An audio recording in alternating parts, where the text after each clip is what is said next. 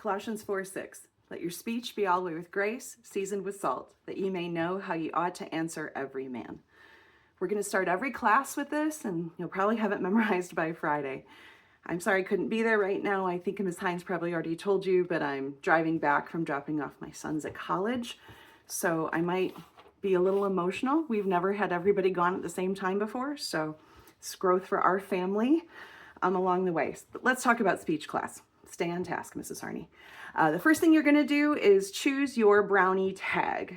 Ms. Hine has them for you. There are different shapes, hearts, coffee cups, light bulbs, things like that.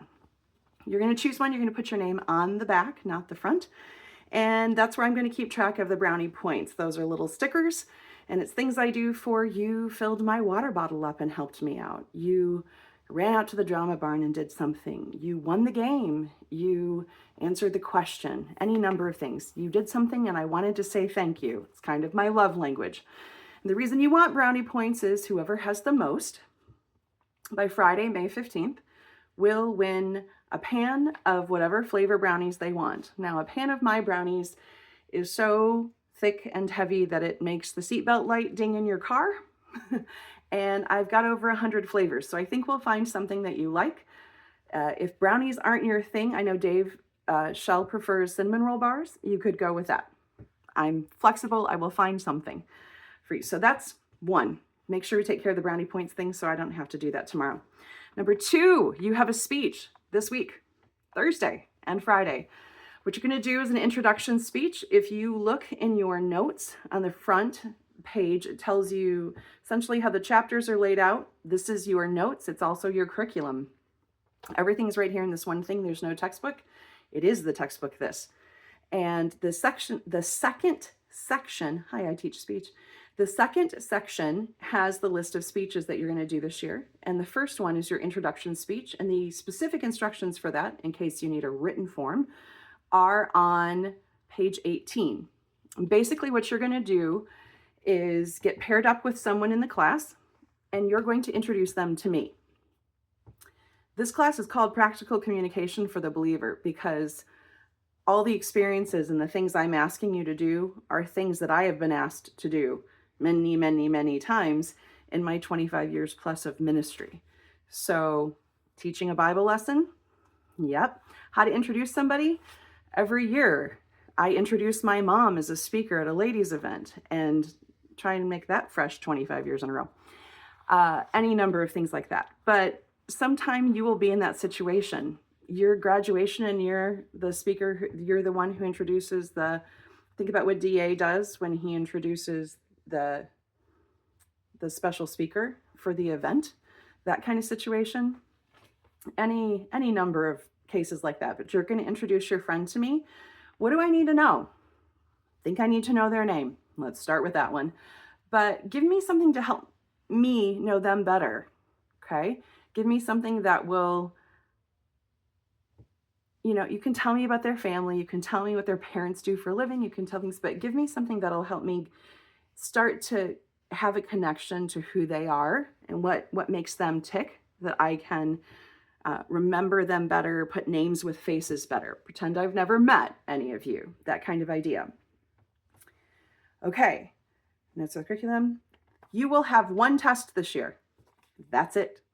I'm a huge fan of doing, and I think you can get to be a better speaker by speaking. So in case you didn't count yet, you've got about 17 speeches you're doing.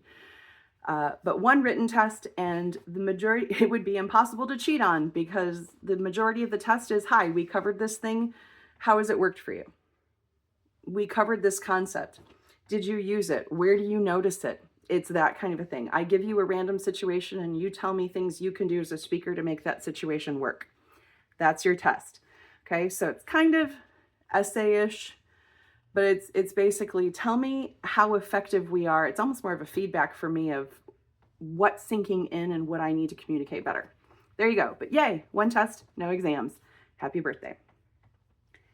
Probably the biggest concern everybody has is how I grade speeches. And let me explain. I grade you against yourself. That means everybody starts off with an A. Okay?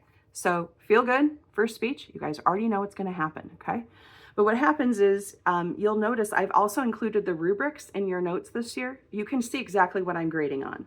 So for volume, were you loud enough? Okay, if you didn't fill the room, if I can hear you, but it's really hard, then I'll probably circle the 2 that out of 3. If I couldn't hear you at all and you were talking to the floor, I would circle the 1. And that way, you know, the next speech you do, we're going to work on how to speak louder. There you go. Hashtag goals. What I'm looking for is growth. I think I've already talked to a number of you and emailed you about, I know a lot of people are concerned about getting up and talking, and I get that. Speech is half psychology and half learning the skills to do it. I think it's very, very hard to do because you're basically getting up and you're being yourself, and then you're graded to be told whether you did a good job being you or not. Well, Psalm 119 says we're fearfully and wonderfully made, and I believe that. None of you are going to speak like me. My sons don't speak like me. My husband doesn't speak like me. That's okay, and that's good. I'm here to help you become the best speaker you can be, and that'll look different for everybody, and that's okay. The goal is growth. So every time you get feedback, we work on making one of those things better. Or 2, because you're an overachiever. Fine, I'm good. But that's kind of basically how it'll work. So every time, that's where you're sitting. I hope that explains things. I wish I could see you in person. I'm such a visual feedback kind of situation. I will see you in person in the moment, but Ms. Hine has everything all set from here. I'm really excited about this year. I know we're going to have a great time. See you. Love you. Bye.